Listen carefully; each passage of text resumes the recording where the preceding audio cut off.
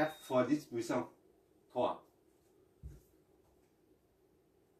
4 fois 10 puissance 3. D'accord? Et à 3, c'est 2K.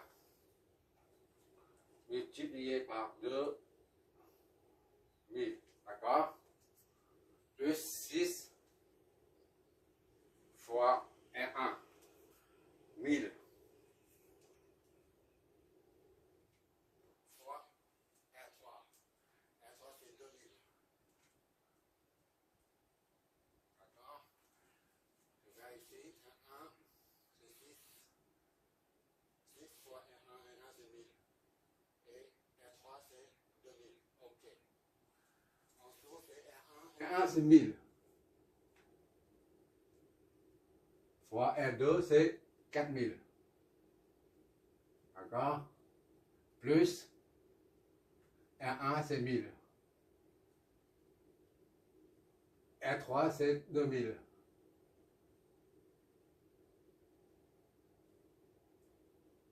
D'accord? R1, 1000. R3, c'est 2000. C'est ça? Oui, d'accord. Et plus R2, c'est 4000. Fois R3, c'est 2000. Voilà. Qu'est-ce que ça nous donne? Ça nous donne le potentiel aux bornes et le potentiel au point B. On va faire tout ça. Voilà, je vais te montrer.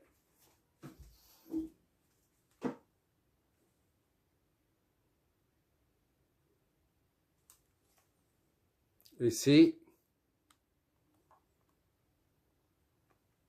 Voilà, j'ai saisi tout ça. Le résultat est 6. D'accord? 6.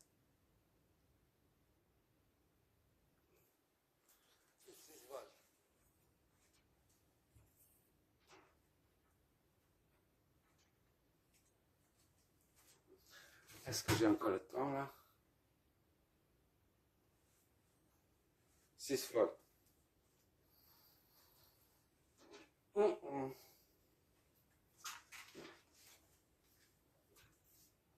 C'est le potentiel au point B. On a tous les trois potentiels.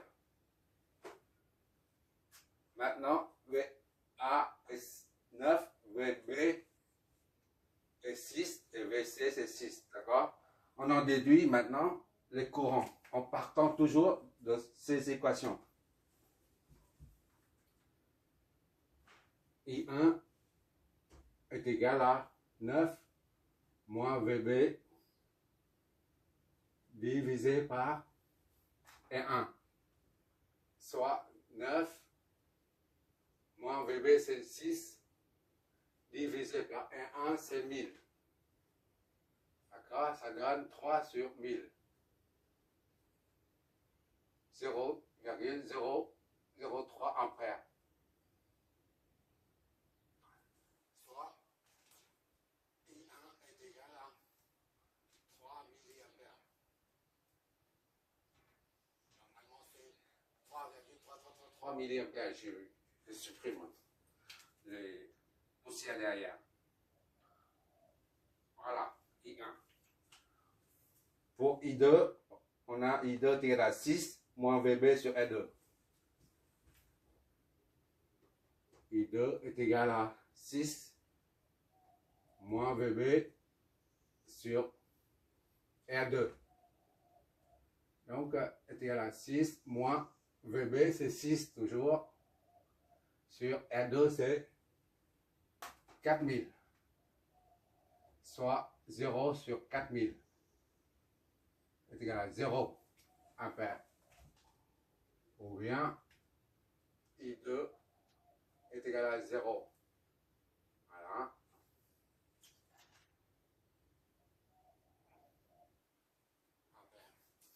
On verra si le grand I2 est nul. On verra ça après, on vérifie.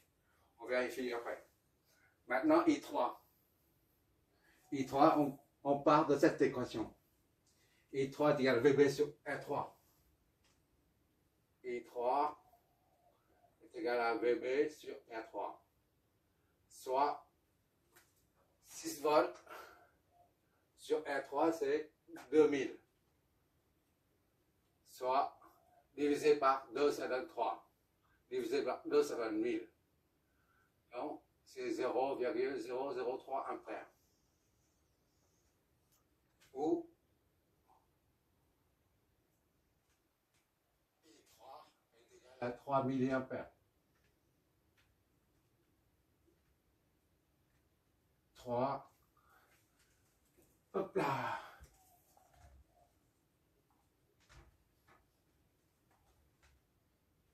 Milliampères. D'accord? Voilà, on a tout trouvé là. Les potentiels VA, VB, VC. VA, VB, VC. Les courants I1, I2, I3. I1, I2, I3. Voilà. Il n'y a plus rien à chercher là-dedans. Il n'y a rien à trouver là-dedans. Tout est terminé. Maintenant, on vérifie quand même. On a VAB. Vérification.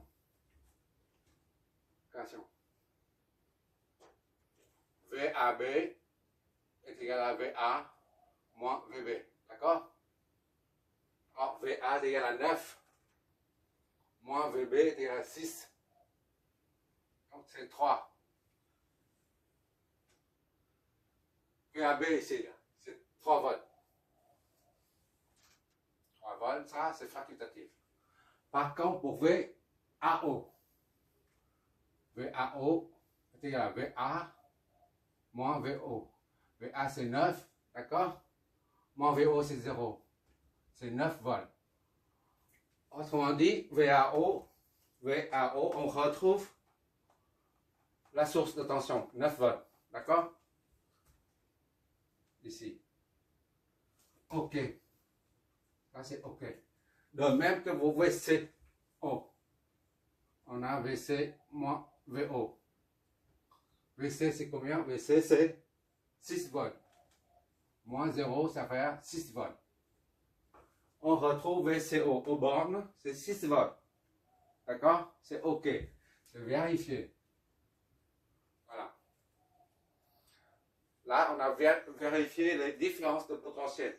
C'est-à-dire, on vérifie la tension aux bornes de chaque source. Ceci permet de confirmer les résultats. Et maintenant, on va vérifier les courants. Là, on a I1, le courant I1, là, il sort d'ici. D'accord? Et I2, il n'y a pas de courant. On a supposé au départ I1 sort d'ici. I2 sort ici, d'accord? Mais ce n'était que des suppositions. Maintenant, la réalité, c'est différent. I2 est nul. Il n'y a pas de courant qui sort. Il n'y a qu'un courant qui sort d'ici. I1, 3 mA. I2 est nul. C'est contraire à notre supposition de départ. D'accord? Il n'y a pas de courant I2 qui sort. Alors, comment expliquer tout ça? Ça, c'est une bonne question. Eh bien, on fait un rappel. Pour qu'il y ait une circulation de courant, pour qu'il y ait un courant qui circule, il faut impérativement une différence de potentiel aux bornes de l'élément considéré. D'accord? Ici, regarde, on vérifie. VAB. On a dit VAB c'est 3. La différence de potentiel existe. C'est la raison pour laquelle il y a une circulation de courant. I1 existe. D'accord? Maintenant, on vérifie VBO. VBO, c'est quoi? VBO est égal à VB moins VO. D'accord? VB, c'est 6 moins 0, c'est 6 volts. Donc, la différence de potentiel aux bornes de R3 existe, n'est pas nulle. C'est la raison pour laquelle le courant I3 existe. C'est-à-dire, il y a une circulation de courant. D'accord? à présent, maintenant, on vérifie le CV, VCB. VCB est égal à VC moins VB. VC, c'est 6 moins VB, c'est 6, 0. Nul. VCB, ici, c'est 6 volts. Ici, c'est 6 volts, d'accord? C'est le même potentiel. C'est la raison pour laquelle il n'y a pas de différence de potentiel aux bornes de R2. Et comme il n'y a pas de différence de potentiel, eh ben, il n'y a pas de courant. Le courant ne peut pas circuler. Supposons qu'on a ici 6, toujours, d'accord? VC est égal à 6. Et si, par calcul, on trouve 4, VB est égal à 4, dans ce cas, il y a une différence de potentiel. 6 et 4, ça fait 2.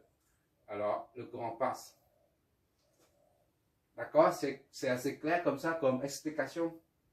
Voilà, la particularité de cet exercice, c'est que, premièrement, le point 0 de référence est relié au 0 des sources de tension. Et deuxième particularité, c'est que les deux potentiels sont au même niveau.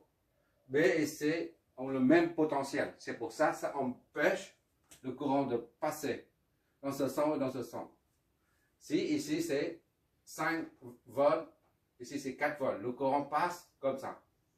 Du potentiel le plus haut vers le potentiel le plus bas. 5 volts, 4 volts, le courant passe comme ça.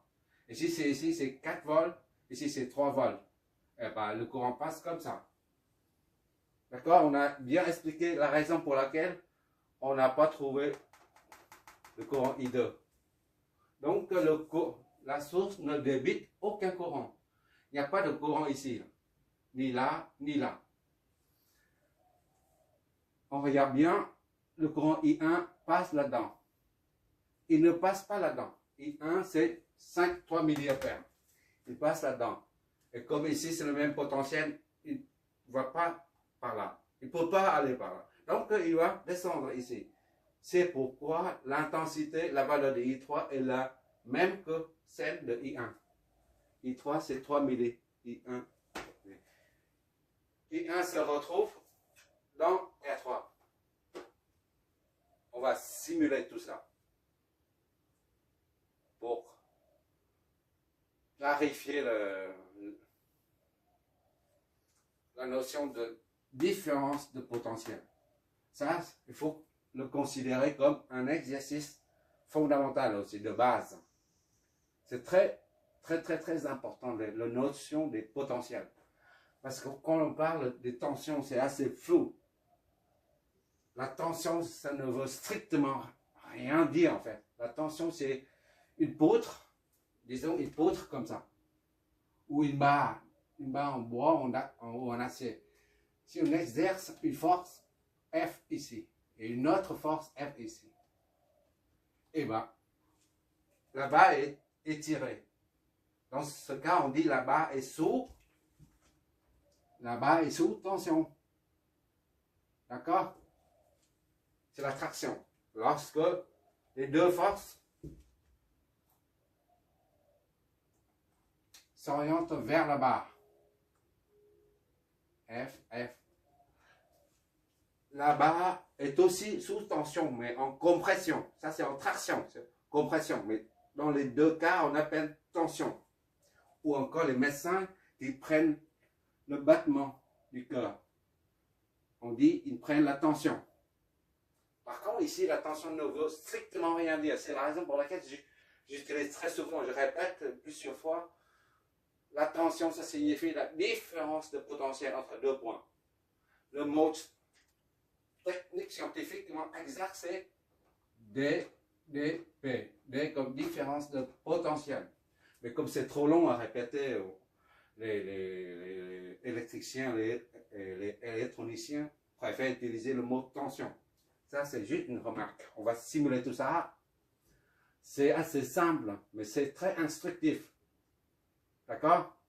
Je reprends les démarches. On a un circuit à analyser, à trouver les courants, le sens des courants. et les potentiels. On redessine le circuit. La première chose, c'est on fait une supposition du sens des courants. Là, I1, I2, ce n'est qu'une supposition. On voit bien, après, c'est pas pareil. Il n'y a pas de courant. On fait une supposition de courant. Après, on en déduit les autres courants. D'accord? Et on nomme les points de connexion ou les nœuds, les points d'intersection de plusieurs branches. Et on fixe un point, un niveau de 0 volt de référence de l'ensemble du circuit. D'accord? À partir des potentiels, on en déduit les flèches de tension, c'est-à-dire la différence de potentiel aux bornes de chaque élément. D'accord? Une fois les flèches de courant et les flèches de tension sont mises en évidence, on applique alors la loi d'Ohm à chaque élément récepteur. D'accord? La loi d'Ohm ne s'applique pas aux sources de tension. D'accord? À moins qu'il y ait une résistance interne, la résistance propre. Pour l'instant, on oublie tout ça. Sinon, ça va embrouiller, c'est tout. On verra ça, surtout en électronique. Bon. On applique la loi d'Ohm à chaque élément récepteur pour en sortir les courants I1, I2, I3. D'accord? Les courants I sont exprimés en fonction des potentiels. VB, là. Et après, la loi des nœuds nous permet de combiner ces trois courants, c'est-à-dire combiner ces trois équations pour avoir notre équation. Voilà, c'est celle-là. Et partir de cette équation qui ne contient qu'une seule inconnue VB. Et on en déduit VB. Et à partir de VB, le potentiel au point B, on reprend ça. Ces trois équations pour en déduire les courants I1, I2 et I3. C'est pas compliqué du tout. Là, c'est le deuxième exemple. Je ferai un autre. Troisième exemple, je vais plus vite. Je ne vais pas dire la flèche de tension, c'est V1, machin, mobile, différence de potentiel. Je dis tension, d'accord? Et ça, quand je prends 0 volt, je ne dis pas c'est le point de référence du circuit. Je dis ça, on fixe à 0 volt. Je dis même pas. Je dirais V0 est égal à 0. D'accord? À partir du troisième exercice, je dis V0 est égal à 0 en mettant le symbole ici pour désigner la masse ou alors le point de référence. Bon, je vais te montrer le résultat de simulation sur Spice ou sur un autre logiciel professionnel.